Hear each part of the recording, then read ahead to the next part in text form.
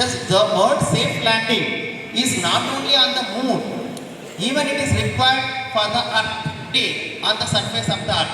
This is also an important technical issue. Recently we have been seeing Shubhamshu Shukla. See, he also went to the ISS, he came back, and when that landing is taking place, it is in one more different way. Now let us see that safe landing, how the astronauts will do while returning to the earth.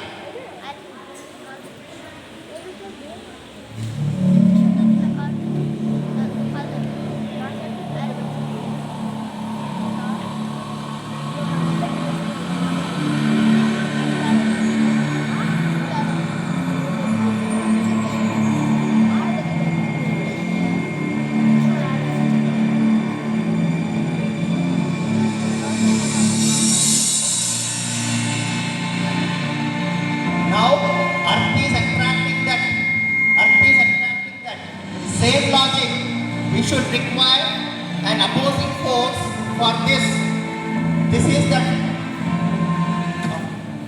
Now you see, while it is coming to earth, the technology again is related to force, but in a different way. The first opposing force is given by parachutes. So once they enter into the earth atmosphere, the parachutes will open, which is connected to that. So what is the concept of parachute? The eight opposing force. Because we are in atmosphere, so that eight opposing force will be against to the gravitational force. That's why the first step, the parachutes will open.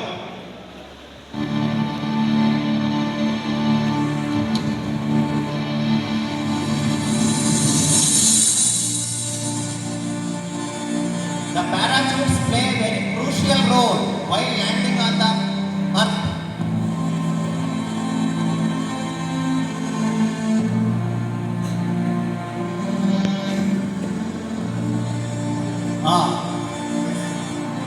Now you see this. Okay, if parachutes are not there, already I told, it will just hit the surface and it will separate like this. So we require an opposing force. One opposing force is no doubt parachute. Then still we are not guaranteed that parachutes will give the sufficient opposing force. So directly if they crash to the earth, the capsule will break like anything. So on earth we have one more advantage, water. We know that from your common example of your bucket. For example, let us know that even the parachutes will not give the sufficient force. When they touch, it will break. Suppose if they land on water, Float. the opposing force will be buoyancy. That opposing force will keep the capsule to float. So no danger of breaking. That is the reason why the scientists are landing the astronauts in the water directly. Because just now I have shown, it will break. Suppose if it land on water,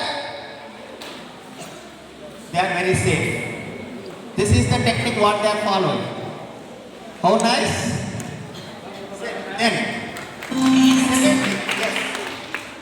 Okay, landing water is safe. But the problem is, when the capsule is very heavy, what will happen? It will sink into the water. The second problem. So, we have to design the capsule in such a way that the density should be less than 1. Because the density of water is 1. In order to float any object on the water, the density should be less than 1. So I can't design the capsule with iron because it will sink. So this is where the importance of material sciences comes into the picture.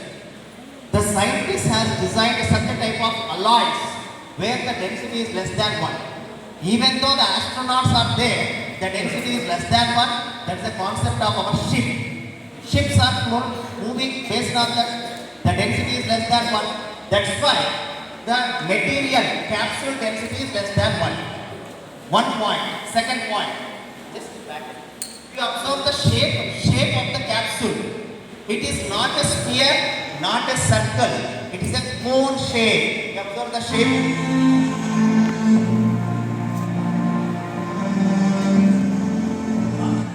You observe the shape? It is neither a circle nor a sphere.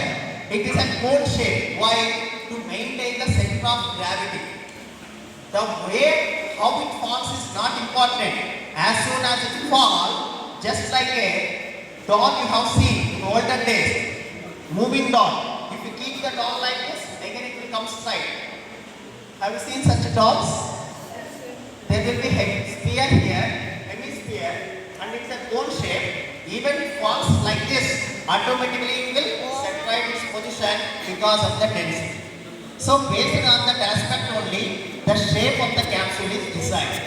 This is second beauty. The third beauty is those people have stayed in the outside atmosphere. Outside atmosphere is in fact very dangerous with solar storms, so many ions. There is so much of radiation effect. If that radiation they carry to the land directly, it damages the human life. That's the reason why once it falls on the water, they stay for some time to control the radiation effect. Then only the ships will go and take them back.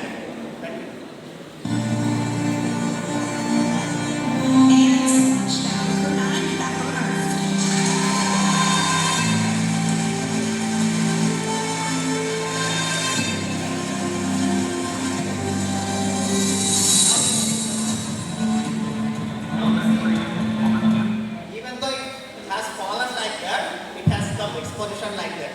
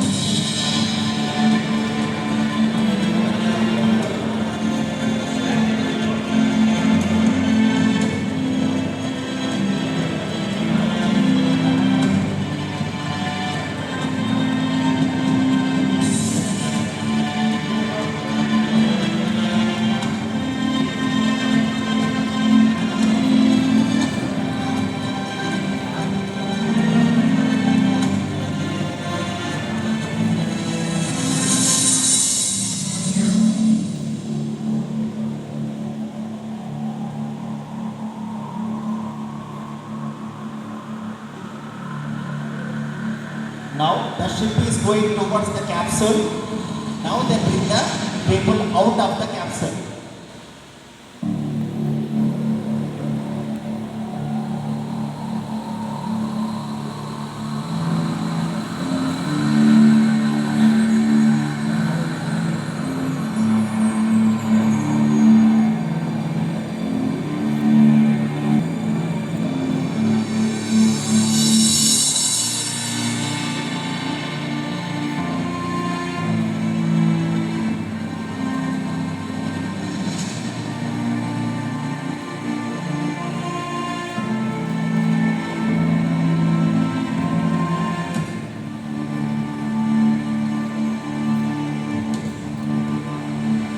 So now they have landed safely on the surface of the earth.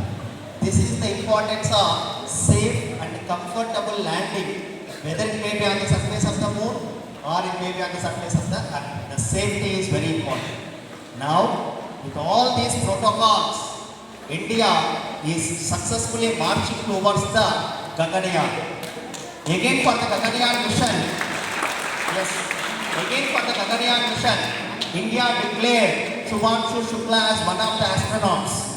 Recently, he went to ISS, but with the help of NASA. But now, the India, is proudly sending him to this ISS with our Indian-owned technology, Indian-owned space technology. And once again, the credit of the Indian scientists is we are conducting the space launching with half of the amount than the Americans and Russians. With half of the amount. For that you have to appreciate the Indian scientists. Whenever the rocket launch fails, the ISRO chairman takes that failure as his failure. But whenever it's a success, he gives the credit to the entire ISRO team. That's the beauty of Indians. That's the beauty of Indians. They take the failure as guts. This is what Abdul Kalam has taught. Whenever any launch is failure, he considers that as I am the failure. But if a success comes, he used to give the success to the entire ISRO team. That's how the ISRO is working with a very collective effort. And we should not forget the contribution of the women scientists. Whether you know or not, in Chandrayaan 3, the main success is with 50% of the women scientists. I am proudly announcing that 50% of the women scientists.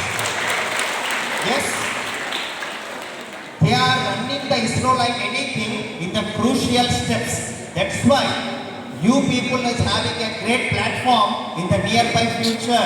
Don't stop your thinking process. So, with this concluding words, I thank Principal Ma'am, all the teachers and all the students for having the patience watching of these demonstrations and the video and making this Space Day a successful in our lives. Thank you one and all for gathering here.